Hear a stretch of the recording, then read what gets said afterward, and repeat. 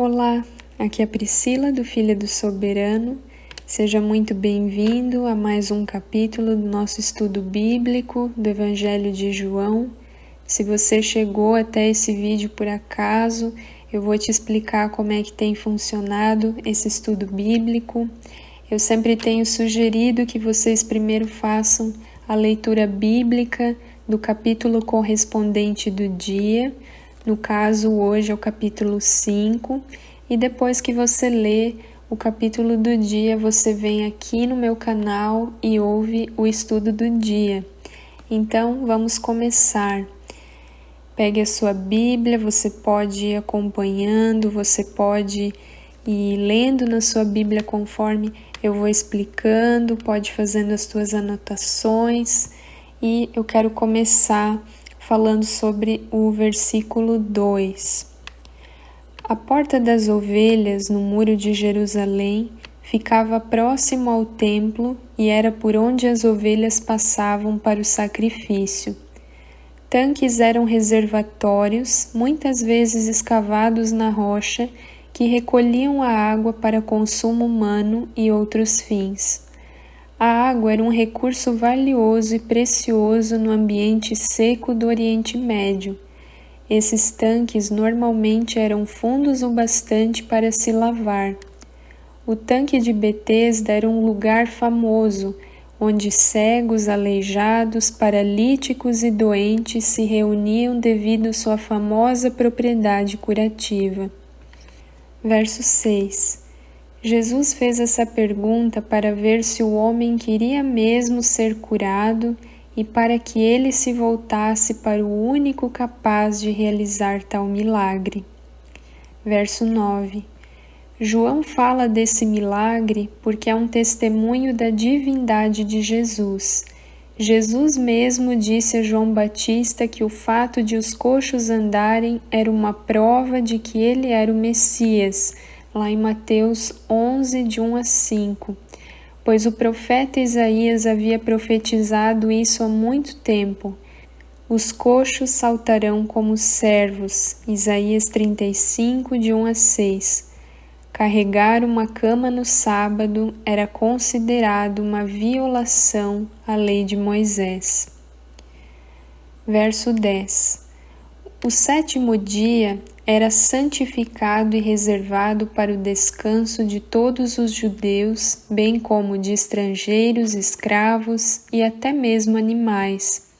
A violação do sábado podia ser castigada com a morte, e com o passar dos anos, os líderes judeus reuniram milhares de regras e decretos concernentes ao sábado. Nos dias de Jesus, eles tinham 39 tipos diferentes de trabalho. Uma dessas categorias de trabalho incluía carregar alguma coisa, nem que fosse uma agulha no bolso. Jesus não violou a lei, ele apenas quebrou a tradição dos fariseus acrescentada à lei. Então, aqui para vocês entenderem, existia a lei no qual os judeus consultavam os fariseus, mas aqui eles mesmos criavam muitas regras e rituais que não estavam nas escrituras, que era algo criado pelo homem. E como o próprio Senhor Jesus falou, ele disse que vocês colocam fardos pesados sobre os homens, no qual nem vocês mesmos conseguem carregar, né? Então, além da lei, eles colocavam um fardo pesado sobre as pessoas, criando um monte de tradições que eram pura religiosidade. E em cima disso, eles sempre queriam acusar Jesus e encontrar nele alguma falha, algum ponto no qual eles pudessem acusá-lo. Versos 14 e 15. A advertência não peques, no grego amartano, mais literalmente pare de pecar, demonstra que a enfermidade do homem era consequência do seu pecado, embora não fosse sempre assim. Verso 16. A essa altura do seu evangelho, João começa a mostrar que, apesar dos milagres de Jesus e até mesmo por causa deles, os líderes religiosos os perseguiam ferozmente. Versos 18 e 24. Jesus faz várias declarações que soaram espantosas aos ouvidos dos fariseus aqui. 1. Deus é seu Pai, de um modo único e exclusivo. 2. Ele mantém unidade, comunhão e autoridade com Deus. 3. Ele tem o poder de dar a vida e de ressuscitar os mortos. 4. Ele tem o direito de julgar a todos. 5. Ele tem o direito às honras divinas. E 6. Ele tem o poder de dar a vida eterna. Então aqui os fariseus, eles se escandalizavam com essas afirmações, porque eles não criam que Jesus era o Messias, era o Filho de Deus. A religiosidade deles, o apego às tradições e o orgulho religioso era algo tão grande que cegava eles, a ponto que eles não conseguiram enxergar o próprio Filho de Deus, que estava ali diante deles, que era Jesus. Verso 29. O maior bem que todos podem fazer é crer em Jesus, naquele que Deus enviou para nos salvar. Todas as outras boas ações começam a partir dessa atitude. Tudo de bom que fazemos sem essa fé não significa nada para Deus. Forte, né? Mas o que a Bíblia diz que é uma garantia da nossa salvação é a gente ter um relacionamento com Jesus. Porque a Bíblia diz que Ele é o único caminho, verdade e vida e que ninguém vai ao Pai senão por Ele.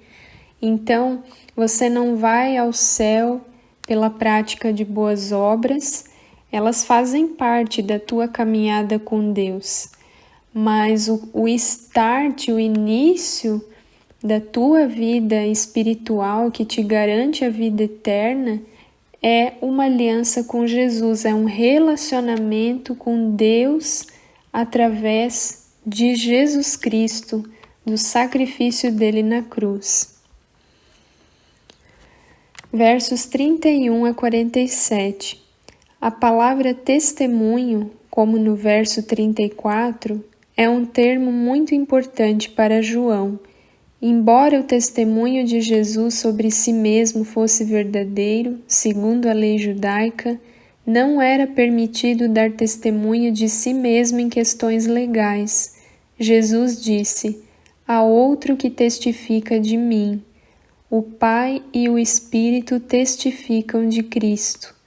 Jesus também fala àqueles que o ouviam de outras 3 testemunhas: João Batista, as próprias obras de Jesus e as Escrituras, especialmente os livros de Moisés. Então essa parte eu quero até repetir, olha só que interessante. Jesus, ele usou de 3 coisas como testemunhas dele, da pessoa dele como Messias, que são João Batista, que testemunhou acerca de Cristo, que preparou o caminho para ele, que era o mensageiro dele, as próprias obras de Jesus e as Escrituras, especialmente os livros de Moisés, porque lá atrás, no passado, Deus havia, através da boca de Moisés, profetizado que Deus levantaria outro profeta, que seria o Messias, que é Cristo. Então é muito interessante esse zelo, essa preocupação do apóstolo João em deixar documentado a respeito do testemunho de Cristo, para dar crédito de que Cristo era verdadeiramente o Messias prometido e esperado do povo de Israel. Bom, gente, então é isso. Eu espero que vocês estejam gostando do estudo.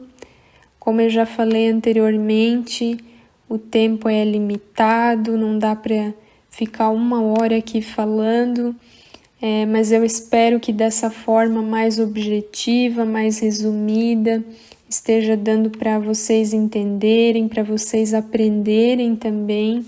E eu estou aberta a comentários, sugestões, qualquer dúvida que tiverem também, vocês podem deixar aqui nos comentários, tá bom?